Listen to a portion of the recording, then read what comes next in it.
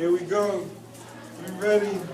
Marty G's, you ready to rip? Here we go, y'all. This is it. The heavyweight champion.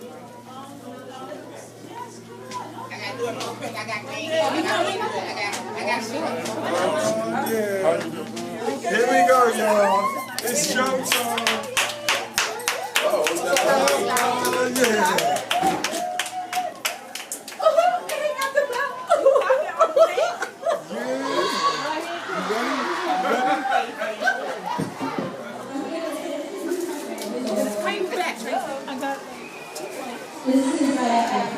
Grand Rank, NASA scientist and television personality.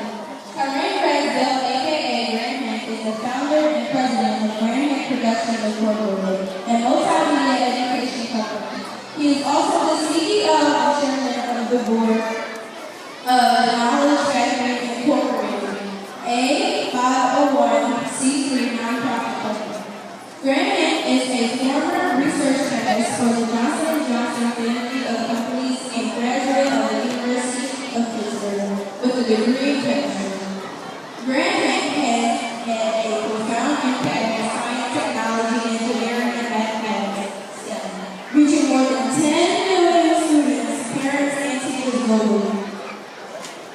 Through commitment and dedication, he has built both a national and international brand through his innovative approach to delivering STEM education content through event-based instruction.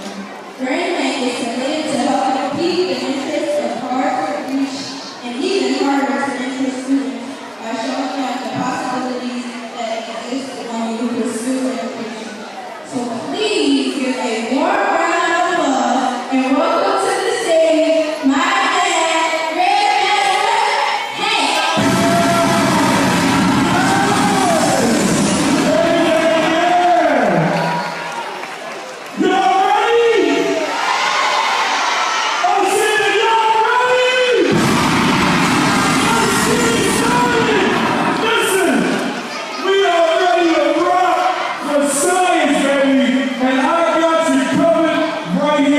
Hi, I'm Master Scientist Grand Hank, and I'd like to welcome you into the Science Lab of Grand Hank.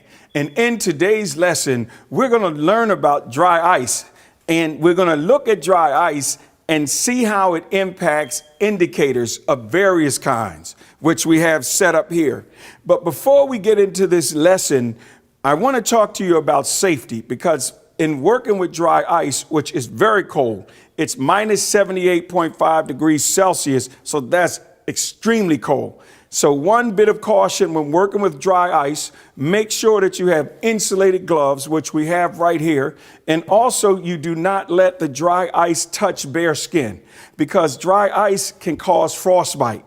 So now that we have that piece done, let's look at some vocabulary. There's two things I want to get across.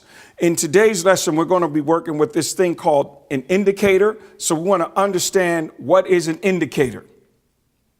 The next thing we're going to talk about is a process called sublimation. So we're going to break these two down. And once you understand what they are, we're going to move forward in this lesson with the vocabulary now behind us. So let's look at indicators.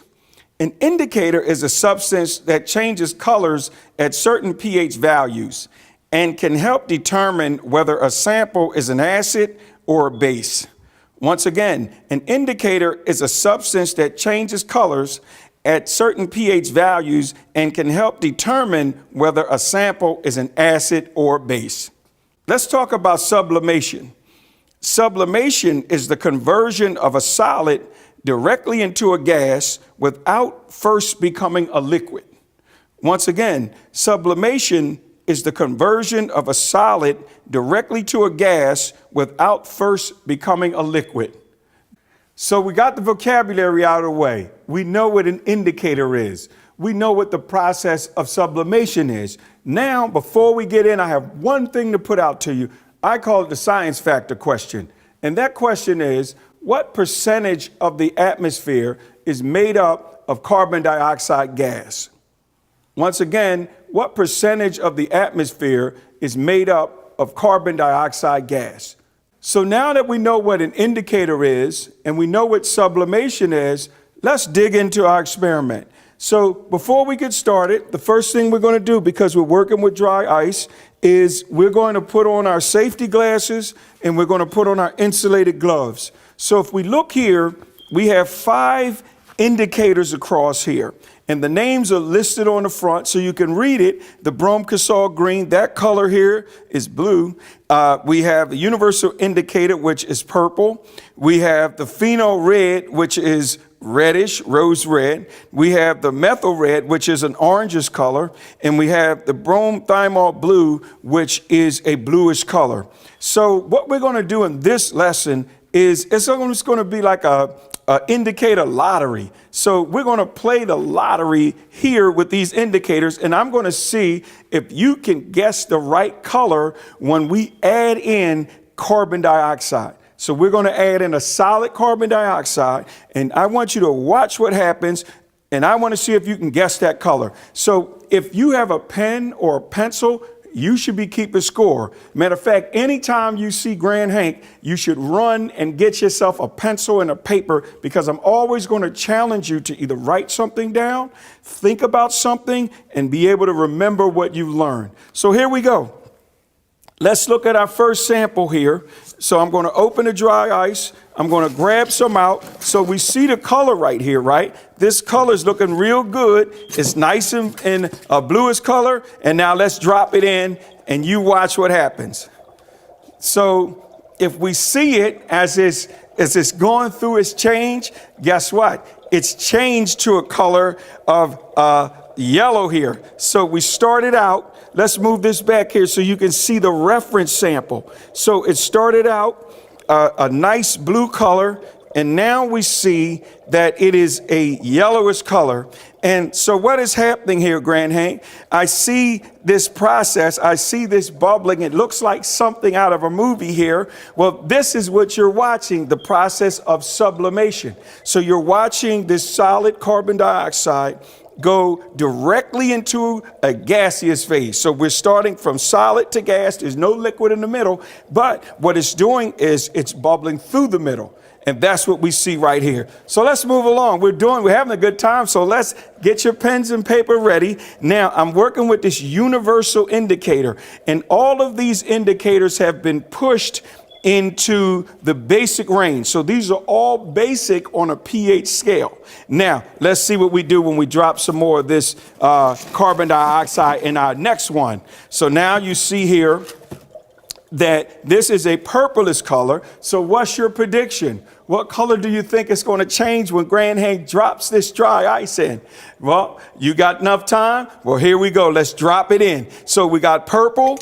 And now we're going to see what happens, what you're going to do, Grand Hank. What's happening right here? You're watching it, not me. So you see, we went from a purple, a really nice purple color too. And now we're looking at you guys tell me what color that is, because I'd like to hear it from you guys. So if you see, we have now it looks like almost an orangish color.